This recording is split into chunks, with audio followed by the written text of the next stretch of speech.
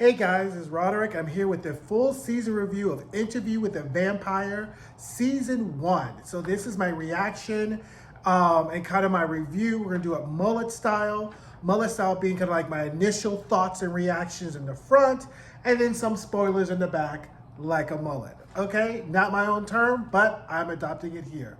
So if you're new to my channel, one of the things I like to do besides going in and recapping a show is also kind of adding in some elements that as a filmmaker, as an actor, and as a writer, I kind of noticed throughout the show too, to kind of give you a more enhanced or advanced kind of overview of the show, okay? So anyway, let's get started. So I know originally I was gonna like review this every week, but you know what? Truthfully, the spirit was willing, but the flesh was weak. And my neighbors have been talking about how great this show was. And finally, I kind of sat down last night and binged the entire season. So this is coming fresh off. I like to give myself a little space to see kind of what it was. But let me tell you, you need to watch Interview with the Vampire. It is a fantastic season, so I'm so excited. Now, one of the things I guess AMC is doing is they're doing this immortal universe, which is really taking a lot of the works of Anne Rice and weaving together a universe of a lot of these immortal characters, which I think is great. I know you're like, oh my God, another universe, Marvel universe, DC universe.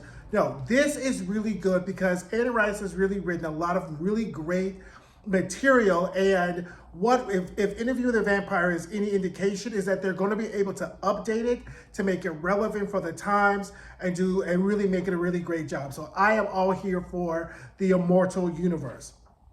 First off, one of the things I really liked about this show is this is how you do diversity and inclusion in a set of body of work that's already been established, right?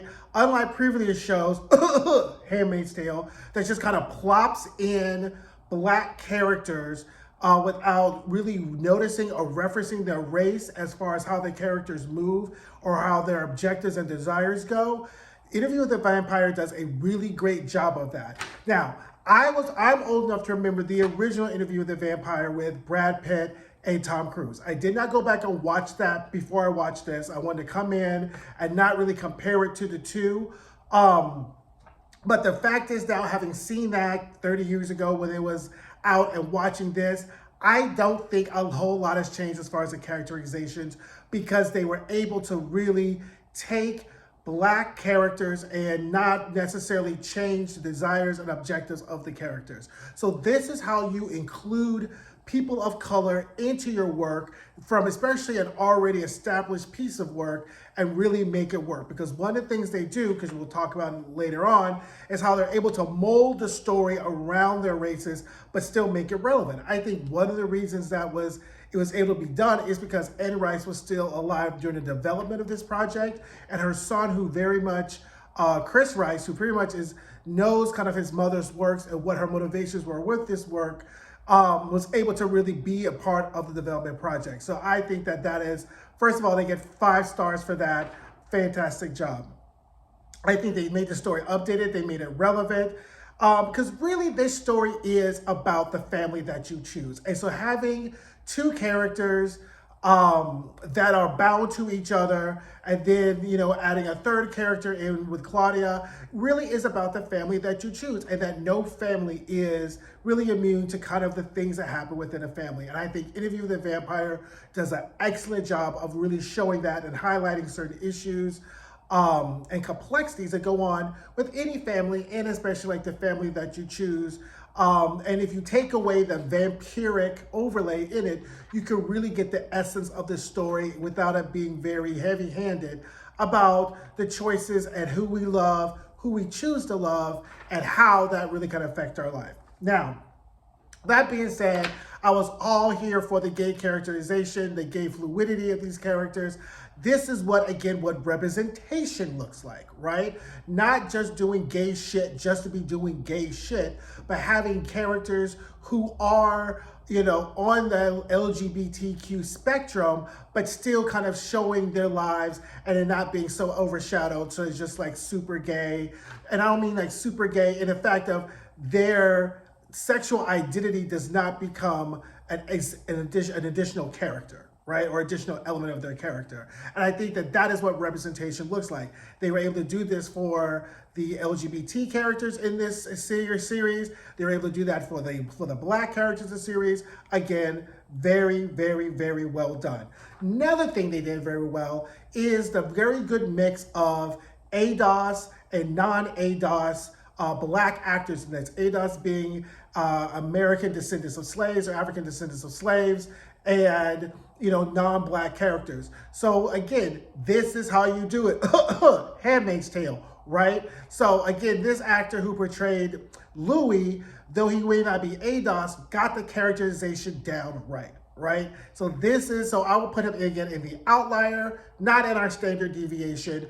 But again, this was a very great, very excellent show about that. And I do not feel compelled to read the books, right? Because I think that as they make this immortal universe, they're going to really give it their own life and their own take. And I'm really here and I'm really excited for it. So if you want a show to watch that shows representation, I love New Orleans. I'm a New Orleans fan. Made me very nostalgic about it. It was very authentic to the location and the setting, since the entire show takes place in New Orleans. I think this is a great show to watch, and I think you're not going to be disappointed with what AMC does. I watched it on Prime with the additional AMC Prime membership, subscription. So if you're gay, if you're black, if you're an ally, watch this show. This is a fantastic show to watch, because it really hits all the buttons of an enjoyable, entertaining show with really interesting characters, and watching and being invested in their journey as they make this journey along the way. So again, have to say, bravo, 2 thumbs up. You did this shit with Interview with the Vampire. Okay, if you haven't watched the show and you don't want to hit any spoilers, this is the time to hit pause and stop. Go watch the show. Come back at this time marker so we can kiki about the spoilers and some of the plot points I'm about to go over right now, okay? Now, let's go in and let me talk about, first of all, how one of the things I really like about this show, and this is a very similar point when you're writing, whenever there's a movie or a television show that has a voiceover, right? So there's an active narrator in the background, I immediately become like, oh, here we go. Because I believe in showing, not telling in your writing, right? But the active use of Louis as a narrator was not too overwhelming or overpowering. If you know this rule, this is the rule. I'm about to change the way which you watch movies and films now. Never trust the narrator, right? Never trust the narrator. And one of the things that this series does really, really well is it recognizes that the narrator is not a trustworthy third party, right? So there's always talking about the odyssey of memory, right? So did things really happen the way in which Louis remembered them happening, or is this just his way of kind of having this kind of self-aggrandizement, self-indulgent type of memoir, right? So one of the things the series does to kind of update it, if you remember from the 1992 version, Louis is meeting with this interviewer and he's telling the story to the interviewer, and the movie ends, spoilers, with the interviewer with Tom Cruise showing up at the end, killing the interviewer, right? So what they do in this iteration is this is really the second interview that Louis is giving the journalist Daniel Malloy, right? So his first interview happened in 1973, and then Louis comes back in 2002, June of 2022, and wants to update this interview, right? From Louis' perspective, it's because he was not really ready to tell the story, and Daniel Malloy was not really ready to receive the story as it was, right? Because we find out that Daniel Malloy was like this super drug addict.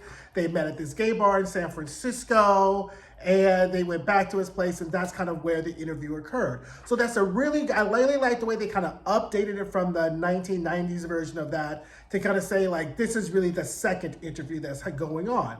The other thing is that the Daniel Malloy character really serves as the audience to really question a lot of the bullshit that Louis likes to peddle, right? Because let's be clear, Louis fumbled this whole ass bag, right? This story did not have to be as tragic or as horrible as it was if Louis knew how, like, not to fumble this bag. Because I'm gonna tell you, I was watching this show thinking, do I need to find me a rich white man? I'm all for black love. Like, my last boyfriend I dated was black, and I was like, but like this series will make you start thinking like bed winching may be a possibility, because I was like, why not, right? So anyway, Louis has fumbled this entire bag, but the Daniel Malloy character really does a really great job of questioning Louis' motives and his recollection, which I thought was really, really good. Now let's get back to Louis fumbling this dick, okay? Because it was just kind of bothersome as the series went on, because understandable, being transformed from a human to a vampire can be a very shocking, jarring experience. But after a certain amount of time, you have to get with the program. And one of Louis' traits is he's so stubborn and thinks that his way or his thinking is so right. And I was just so immediately triggered, because he's one of those people that if you've ever dated them or met them, where like once they get into their whole mind and they're getting into their feelings, they can fuck up the whole milieu, right? So I was like literally watching this, siding with Lestat most of the series, because okay, yeah, Lestat can do the most, right? But at the end of the day, you're in a relationship with someone, and no one wants to be in a relationship with someone who every day is going to be dowdy and mopey, and oh my God, and oh my this, they can't be this. If you want to eat rats, Louis, fucking eat rats. You want to eat chickens? Eat fucking chickens, right? Like, stop being so sanctimonious about it. Like, you became a vampire, and all of a sudden you figured this vampiric shit out just on your first 30 years of it. I was just like, he just annoyed the dog fuck out of me. Like, I don't know, like, I would, not to say I would ever make that choice to be a vampire, but if the choice was foisted upon me, trust and believe, I will do a far better job than Louis ever did fucking being a vampire. He was just so fucking annoying. But the sex scenes were great. Like, they give you just enough, but not enough of like the gay sex, erotica, whatever. Then again, I was like thinking, like, is bedwinching gonna be in my future? Like, is this what life is gonna be like? Because I was like, you know what? Maybe I need to find me a rich white man in New Orleans and just be whatever. But that being said, one of the things the show really did a very good job of, again, is highlighting the complexities of an interracial gay relationship, right? Because Louis' family kind of figured it out eventually as the years going on, like who Lestat was. And the added complexities of that, of being a black man in relationship with a wealthier white man, and how you move and are presented in the world. Because there are lots of black men who are in relationships with older, more successful, more seasoned white men, and kind of how that affects your sense of self, your sense of pride, and how the world really views you. And the show really does a very nuanced and adept job of really showing you kind of how that does. Now, that being said, one of the things the show also addresses is colorism, right? Because Louis is a light-skinned black male. So the question is, Louis would never have been able to, his family, first of all, would never have been able to amass the wealth that they were able to amass in New Orleans if they were not Creole or light-skinned. Creole being blacks who were also mated, or we'll say mated, with the French when they came during the or Louisiana Purchase times. And you kind of have this Creole, kind of makes it kind of light-skinned black people. So Louis' skin color definitely plays a lot into his ability to amass wealth, continue that wealth up until a certain point. And the show does a very good job of showing no matter how light-skinned Louis was, he still was met with the same type of racism that his darker-skinned fellow black people met with. And no matter how much Lestat was there and invested in him, he still had these roadblocks. And I thought the show did a very, very good job of showing that. Let's about Louis' family for a second. Like, I was just like, oh, poor Paul. Like, the show does a really good job of addressing the mental health issues, and not in a traditional way in which you would think Southern black families in 1910 would have addressed that. Because, again, Louis' family had means. So they had sent him away. poor Paul away before. You know, Paul just looked like he was just on the spectrum, right? And nobody knew what the spectrum was or how to deal with that. And, you know, Paul commits suicide, and that really does kind of shift and create this void that's in Louis that really he tries to fill for the rest of the series, right? So he tries to fill it with Lestat. Then, you know, that works out, but he doesn't know how to fucking appreciate a good ass man when he finds one. Then he tries it again with Claudia, which we'll get to in a second.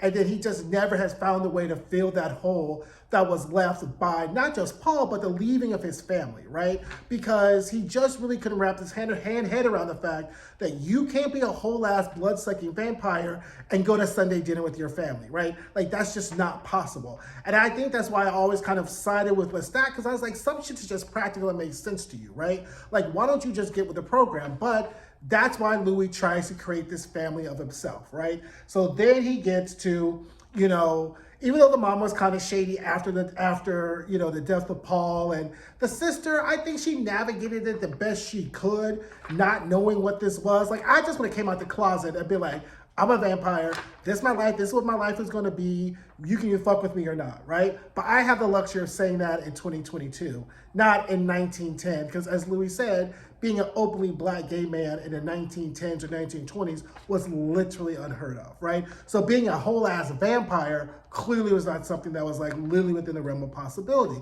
So I kind of appreciate that Louis is, you know, kind of within this cage type of setup.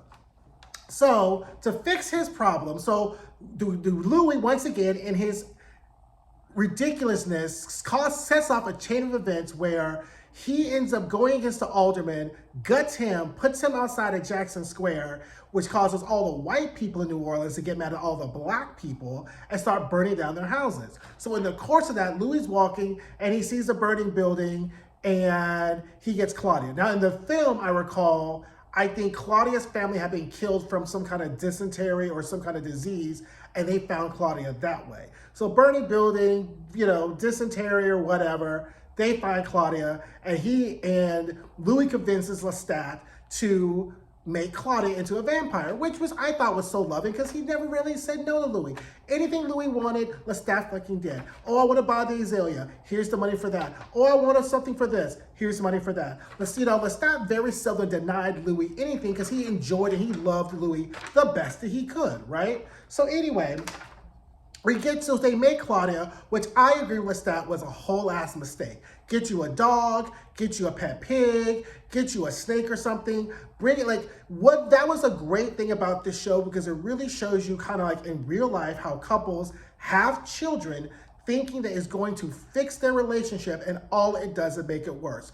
Ever since Claudia was made, it ruined Lestat and Louis' relationship, right? Because Louis was looking to replace the family, and Lestat thought that the only family he needed was him and Louis, right?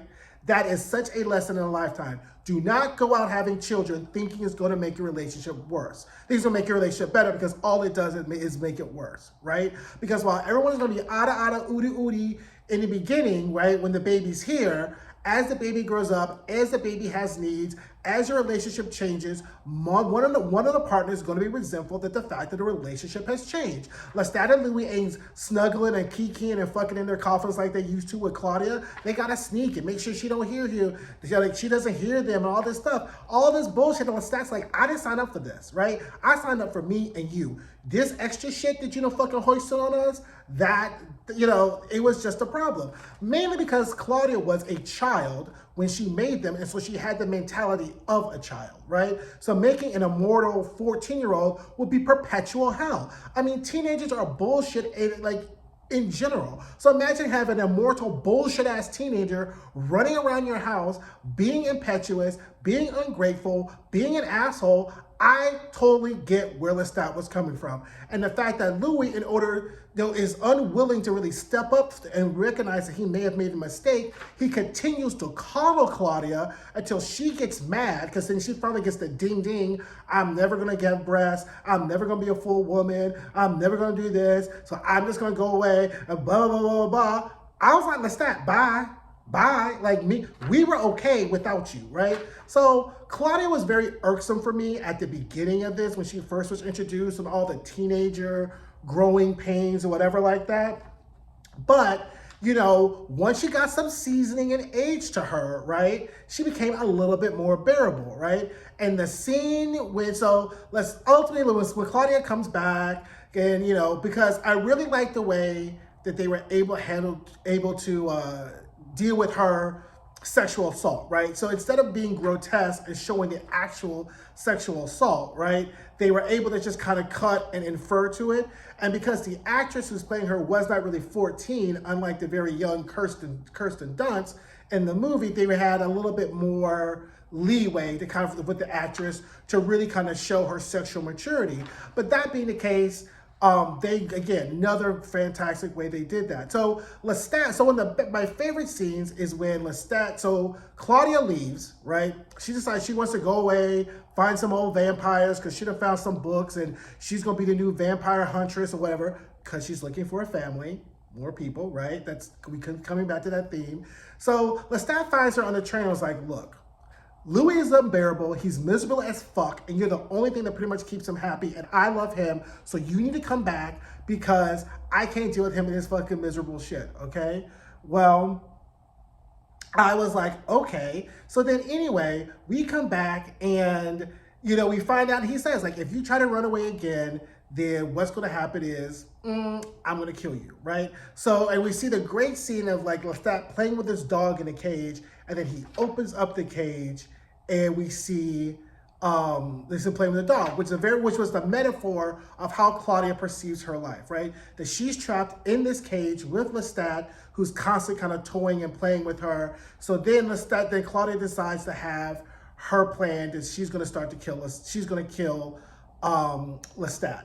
Meanwhile, Lestat has decided to have a foo-foo, starts fucking around with Antoinette, who's like this singer who's back at Azalea, and they come to this kind of agreement, right? So which most gay men in their, guess what we'll call it, also only put an age to it. Like, it's just an agreement that adults make in their relationship, which personally I think more heterosexuals should really adopt to, because at some point your relationship's going to get stale, and what would you rather have? No man or some man, right? And if your man says, I like a variety, and from time to time I want to be able to step out, okay, right? Saves your pussy some miles on it, right? So whatever. So they come to this agreement, so Lestat starts fucking around with Antoinette, right?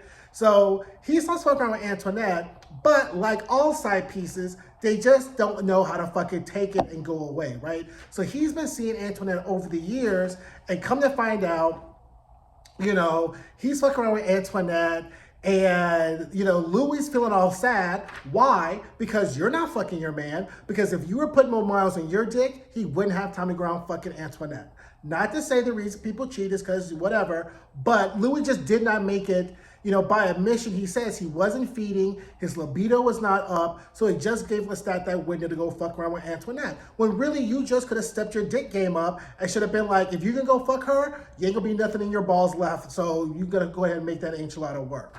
So anyway, he's going around fucking with Antoinette, and I think that she was a pretty decent character. Like, she wasn't as like wretched as most side pieces are, but anyway, there you go.